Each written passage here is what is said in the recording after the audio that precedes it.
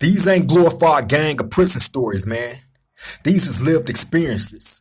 Welcome back to the Swing Glow podcast show. Dude Rock Creep, it's an absolute pleasure to be back here at this roundtable amongst my roundtable family. Salute to all of y'all for joining me.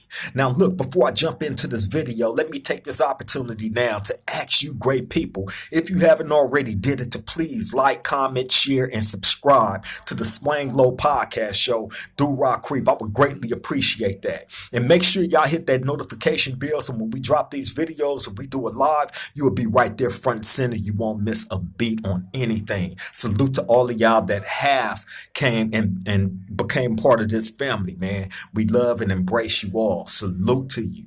Okay, now look, I wanted to give y'all a walkthrough on what my first time in prison was like. Now, I've touched on this subject before, right? However, I didn't give y'all a complete rundown on the first time when I hit the reception center. The reception center being the first form of prison that you're going to enter before you actually go where you're going to do your time.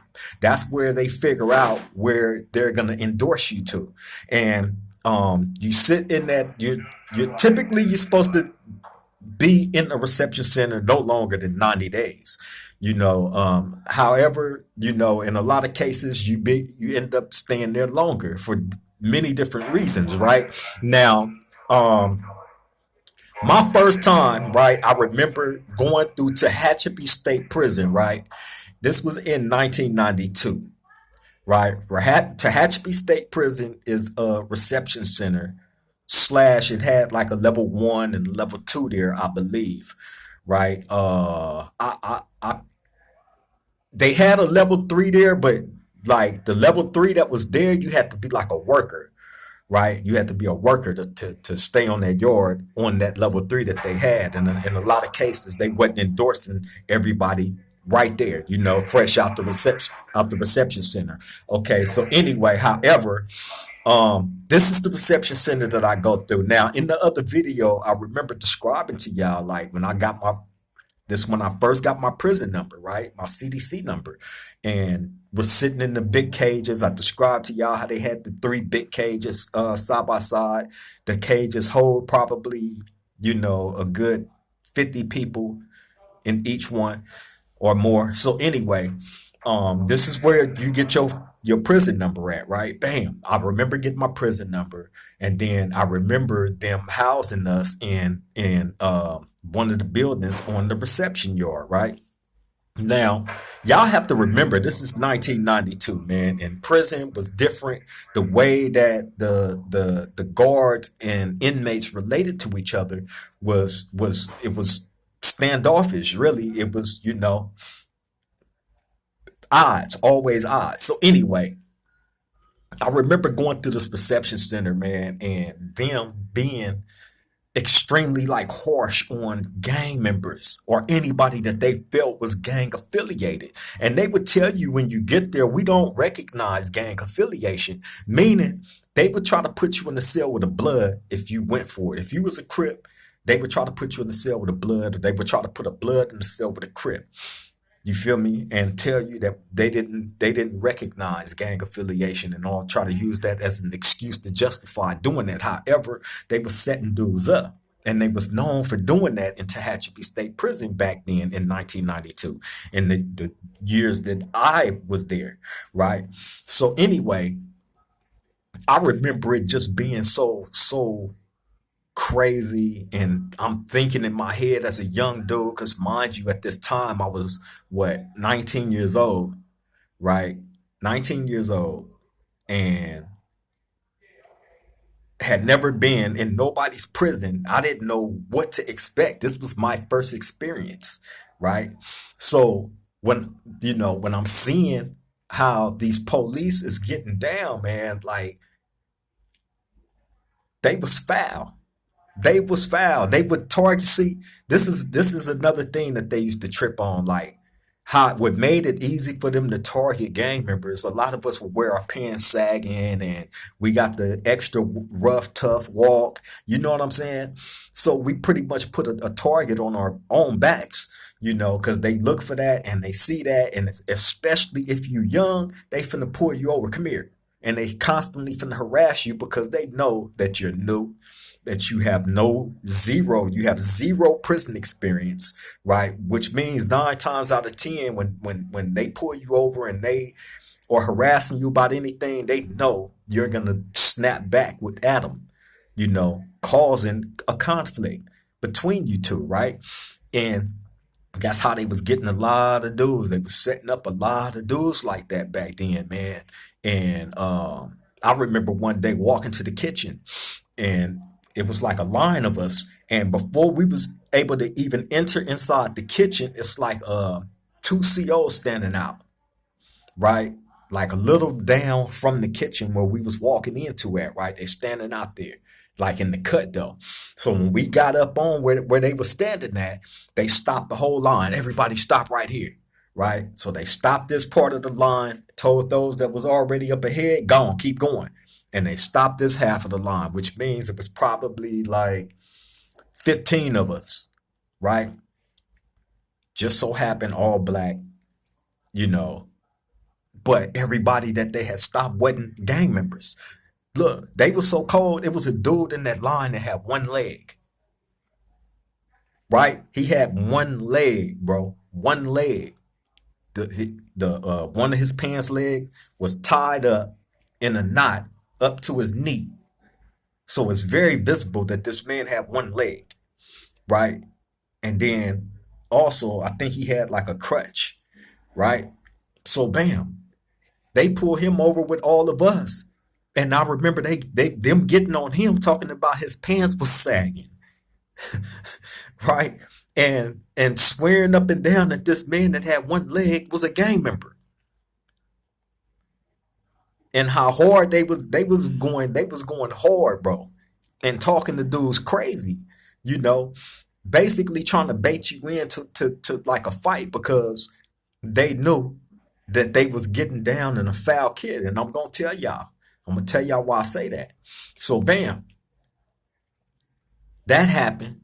I remember them like trying to rough him up and all that. Dude with one leg. I remember I'm 19 years old standing there looking at this like in disbelief that I'm seeing that these guards who happen to all be of white descent, right, doing this. And I'm thinking, I'm like, if they doing this to a dude with one leg, what they gonna do to me? I got all my limbs, and they doing this to a dude with one leg. So when I seen that, I was always like guarded on how I dealt with these COs at this particular prison. So bam. Um, Now mind you, also in that one story that I told y'all about my first time, my experience going through prison, I told y'all about my big homeboy Pierre, right? Who was right there with me and was basically like when we was sitting inside the cage, running everything down to me, like what this process was right then and there, as far as us going up to take our picture for or to so we can get our prison number, your official prison number. Once you get that prison number, that's on you forever until you get off of parole and your record get expunged and all that. Other than that, that's a slave number, and that number will be attached to you for the rest of your life. From the moment you go to that reception and take that picture, and they give you your number right there to put on your ID. You feel me? So anyway, yeah, my big homie Pierre um was there also, but he wasn't in the building that I was in. He ended up in a different building. And but we used to be able to see each other like when we went out to the yard, and I remember going out to the yard with him a couple of times, man. And I remember looking around the yard. He used to always be on the weight pile. Pierre was swole. Pierre had to have like some dub tools, some boat tools. You know what I'm saying? He was swole, right? So he on the weight pile. Me, him, and my other homeboy Ken Dog. Shout out to Ken Dog. Shout out to Pierre. You feel me? Um, we all had just got there. I believe Ken Dog may have been there before us, but me and Pierre was on the bus together, as well as the homie Baby Ill Dog from Nine Nine Mafia, right? Who I just talked about not too long ago. So anyway, yeah, man. I remember being on the yard on the weight pal with the homie Pierre and Ken Dog and just looking around. I'm young, right? First time in prison. And I remember looking across the weight pal and I seen this big old swole black, hey, like ugly dude, right? Dude looked like, I'm gonna try to describe it in the best way that I can, bro. He looked like I can't remember that actor's name. If any of y'all know about that show In the Heat of the Night, it used to be a show on TV called In the Heat of the Night, right? Like a police show. Well, one of the police detectives was a black dude, right? And that black dude that's on that show, this is exactly how this person looked, just like him, but swole, like had this fool had to have like some bow fives. Big old black dude with all his hair combed to the front. All of his comb, everything just combed to the front. Like, hey, you have to see it to believe it, right? But this person went by the name of Purple Passion, right? Now, yes, the mythical stories about this person and everything that's attached to that person's name, Purple Passion, was a known booty bandit that used to run around prisons terrorizing, you know, people, sexually. Well, anyway, this person, Purple Passion, was on that weight pal. This, I remember seeing this person. This was like, I think this was like the first and only time that I seen him, right? So anyway, I remember seeing him, and I remember seeing all the people that was around him, which was all homosexuals, right? And of course, this was 1992. Homosexuals was still on the main lines then. You feel me? And this dude had all of them around him. So I remember looking like, what the fuck? I'm 19 years old, right? Seeing all this crazy shit for the first time, and now I'm seeing all these gay dudes. You know what I'm saying? Around this big swole. I'm like, why is all of them around this big swole dude? So I remember asking my big homeboy Pierre, like, hey, I'm like, who the fuck is that? And that's when he ran down to me who the person was and why all the homosexuals was around him. I'm like, wow, blew my mind. So, of course, after that, that's when I heard, from various other people, I guess that had been different places with this dude. I heard about all these different stories of the crazy stuff that he was running around prison doing. So anyway, that was my one and only time seeing that person. So anyway, man, yeah, man. Like I said, me and Pierre wasn't in the same building, but um, Pierre had a history of knocking out the police, right, on the streets and in jail. Point blank, period. He had a habit of knocking out the police. That's a person that had zero problems with testing a police jaw on the streets or in the pen. You feel me? I got a couple of homies that's like that. He's known for it. Shout out to my homie Big Mad. Big Mad is definitely known for it. You know what I'm saying? Notorious and historical for doing this, knocking out police, right? But Pierre was man. So anyway, like I said, he was in a different building. Now, I guess he something ended up transpiring to the point where, like I told y'all, how aggressive the police was on gang members. Well, Pierre wasn't going for it at all. So when they tried to be aggressive with him in whatever manner that they did, he did what he did best and knocked out a couple of them. Right now, one of the COs that was involved in that situation happened to be a female, Caucasian female, right? And I guess she had found out that me and Pierre was from the same hood. I guess they once that incident happened, they went and tried to find out everybody that was from where he was from, right? Like they was gonna send through the blender. So bam, the female ended up coming working in my building. And I can't remember exactly what it was that set her off, but I remember them coming, her and like five COs coming to our cell. Right, I was in the cell with I think bro name was Lil T or Baby T from Five News Broadway, right? And our next door neighbor at that time was the homie Goofy Lou from Long Beach Rolling 20 Crib, right?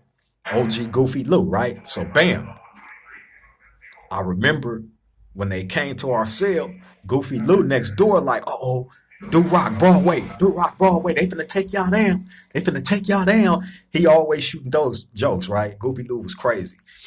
So bam, I just remember hearing that and then looking up and seeing all these COs standing in front of our cell. And mind you, we young, 19 years old, we kids, you know what I mean? So when we look up and see them, we start laughing like, what's up, man? What y'all doing with, we messing with them. They serious though. So bam, the main one was the female that the homie had a confrontation with, right? So as a matter of fact, she was the first, she was in front of the whole pack.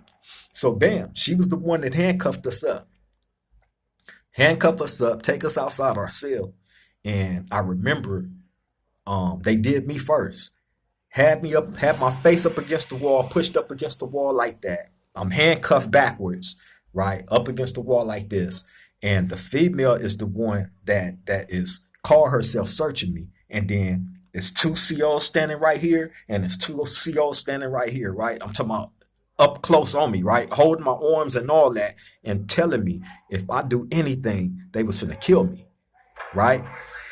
So I'm standing there tripping like, but why the fuck is they doing all this, right? So the female is acting like she's searching me. And when she get to my private area, she grabbed my private area and still was acting like she was searching me, but the whole time she's pulling my private area.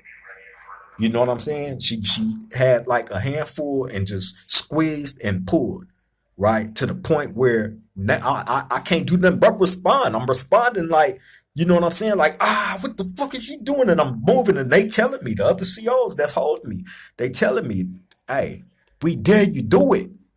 The whole time she doing what she doing, right? So bam. After that, they take me and throw me in a isolated shower, handcuffed up still. Bam. Then they do my celly the same way. I hear him up there screaming the same way that I was, basically, right? So bam.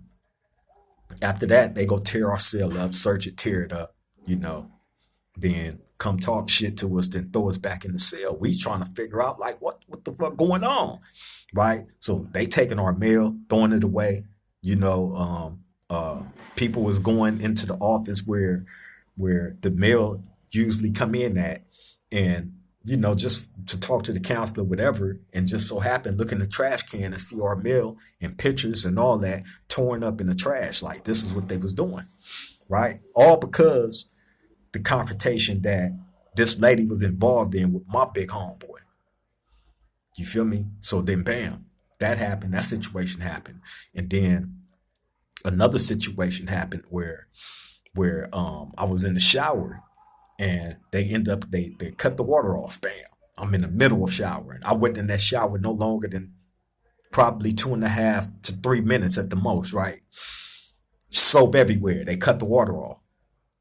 So I'm screaming, please cut the water back on, man. I just got in, and this and that. And they like wasn't trying to hear it. Basically, like, man, it's over with. So I remember having words with the person that was in the gun tower, because that's the person that controlled the shower water. Having confrontations with this person back and forth, just words. So bam, I go in my cell. A couple of minutes later, my door come open. So they called me by my name, step out. So when I go out, I'm like, what's up? They like, come down here and sit down at the bench real quick. Somebody want to talk to you. So I'm like, all right. So bam, I sit down. A couple of minutes later, the door opened up. He like, go in the hallway. The dude in the tower tell me, go in the hallway. I'm like, all right. So when I walk out in the hallway, he closed the door right behind me. But I'm locked inside this hallway. And when the other door opened up, 5 COs come in. Right? So the dude in the tower, he like, yeah. He said, you like talking all that shit? He said, I'll be down there. I'm finna come down there. Right? Right? So bam. So I'm like, what the bam. A couple of minutes later, he come down there. He make his way down there, right? But all his buddies is right here with him. So bam, they make me get up against the wall. Of course, he run up behind me and start socking me in my back, socking me in my ribs, telling me they'll kill me and this and that.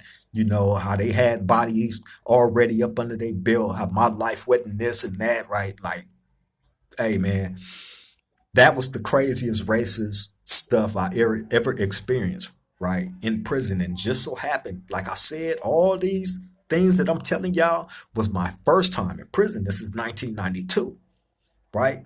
I'm 18, 19 years old at this time. Had never been through, you know, nothing, but you hear all these stories, all these crazy graphic stories about what to expect when you get to prison, and like you hear about certain things, but you when you actually see some stuff, it's like what the it blows you out the water. You feel me? And this is what it was like, a culture shock to me, being that I was like months before actually being there, I was just on the streets. You feel me? So being young and then going from being free into somebody's prison and then going through all this racist shit, being targeted. You feel me? And not understanding, how to finesse certain situations and things. A lot of those situations back then, when I was 19 years old, in Tehachapi's reception center, could have been finessed as far as dealing with how the police was getting down. But I was young minded, biting right into the BS, and they knew that I would because they knew I had no prison experience. There was zero finesse there. All disrespect. Rome is open for disrespect, period. You feel me? And they would definitely oblige that disrespect with even harsher disrespect towards you.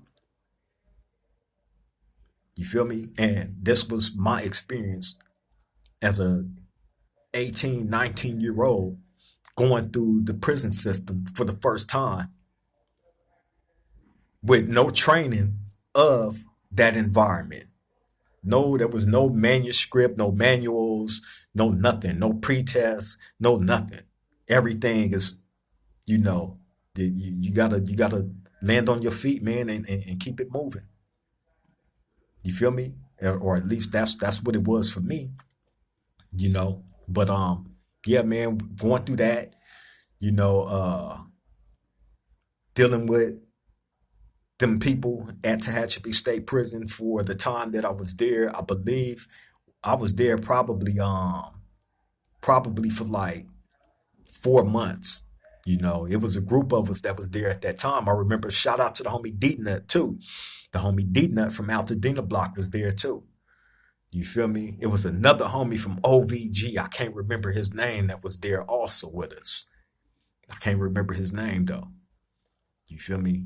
But yeah, man, it was crazy going through, you know, that situation back then, and being young and having them encounters with racist police, you know.